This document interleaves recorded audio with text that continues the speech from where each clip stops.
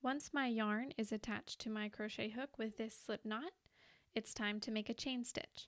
So to make a chain stitch, I'm going to hold on to my crochet hook and this shorter yarn end with my right hand, and then I'm going to use my left hand to wrap this yarn around. Now, the way that I hold on to my yarn is by holding on to it with my third, fourth, and fifth fingers, and then bring the yarn up between my second and third finger and wrap it around the hook. Now this shouldn't be super tight, but just a little bit of tension on there.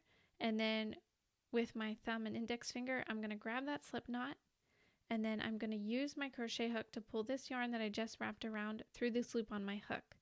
So in order to do that, you need to rotate your crochet hook facing down so that you can grab that yarn and pull it through that loop to form a new loop on your crochet hook. And when you do that, bring that loop back here to the fatter end of your crochet hook. You don't want to be working all those stitches with your yarn right here, because then the chain stitches will be too tight to get your hook through.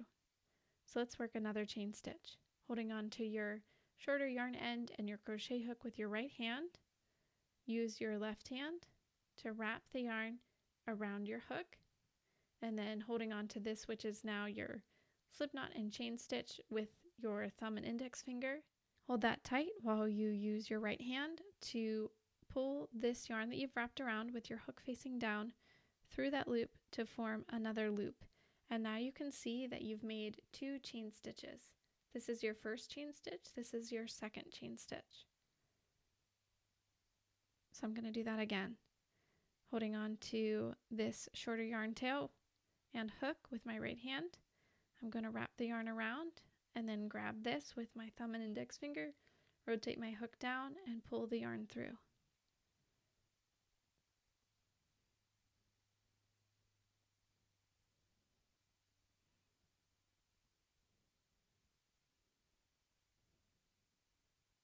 And that's how you make a chain stitch.